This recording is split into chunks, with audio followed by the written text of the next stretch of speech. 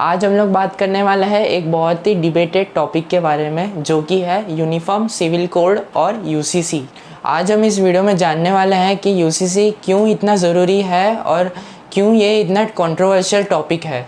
सबसे पहले uniform civil code यानी यूसीसी क्या है। यूसीसी एक ऐसा प्रपोज़ल है जिसमें सभी रिलीजियस कम्युनिटी के पर्सनल लॉज को एक कॉमन लॉ से रिप्लेस करने की बात होती है।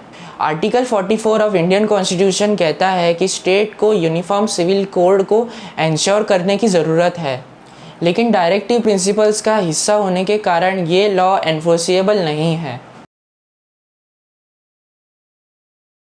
हिस्ट्री में देखें तो कॉन्स्टिट्यूशन के फ्रेमर्स ने यूसीसी को डायरेक्टिव प्रिंसिपल्स में शामिल किया था, recognising personal laws and based on religion. लेकिन ये फ्यूचर गवर्नमेंट पर छोड़ दिया गया था कि ये फ्यूचर में इम्प्लीमेंट करेंगे। यूसीसी के करंट स्टेटस को देखें तो आज के टाइम में गोवा एक ऐसा स्टेट है जहाँ पे यूसीसी को इंट्रोड्यूस और इम्प्लीमेंट किया गया है, known as Goa civil code. अभी हाल ही में उत्तराखंड ने भी यूसीसी बिल को इंट्रोड्यूस किया है, जिससे वहाँ के सभी सिविल मैटर्स को यूनिफॉर्मली रेगुलेट किया जा सके।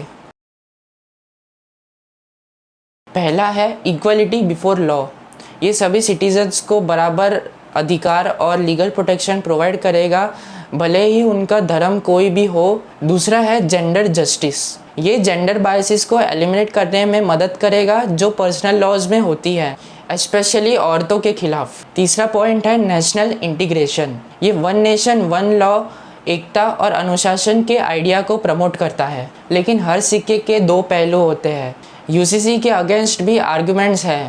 पहला है रिलीजियस फ्रीडम। क्रिटिक्स कहते हैं कि ये रिलीजियस फ्रीडम को इन्फ्रिंज करता है, जो कि कॉन्स्टिट्यूशन द्वारा गारंटीड है। दूसरा है इम्प्लीमेंटेशन चैलेंजेस। अलग अलग पर्सनल लॉज को एक सिंगल कोड में कंसोलिडेट करना बहुत ही चैलेंजिंग होगा। जैसा कि हमने पहले देखा कि equality before law, gender justice, national integration, ये कुछ बेनिफिट्स है यूसीसी के फेवर में। इसके अलावा और भी बेनिफिट्स है यूसीसी को लागू करने के। पहला है सिंप्लीफिकेशन ऑफ लॉज। अब अगर बहुत सारे पर्सनल लॉज एग्जिस्ट करेंगे तो ऑब्वियसली लीगल सिस्टम में कन्फ्यूजन और कॉम्प्लेक्सिटी क्रिएट हो जाएगी। यूसीसी इन सब लीगल फ्रेमवर्क को कंसोलिडेट करेगा, सबके लिए एक लॉ बना के, जिसे समझने और अप्लाई करने में आसानी होगी।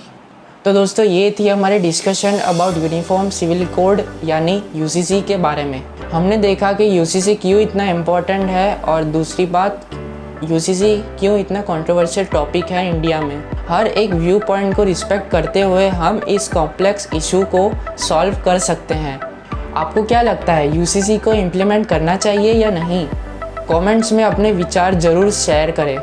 अगर आपको ये वीडियो इन्फॉर्मेटिव लगा हो तो लाइक, शेयर और चैनल को सब्सक्राइब करना ना भूलें। मिलते हैं एक नए टॉपिक के साथ।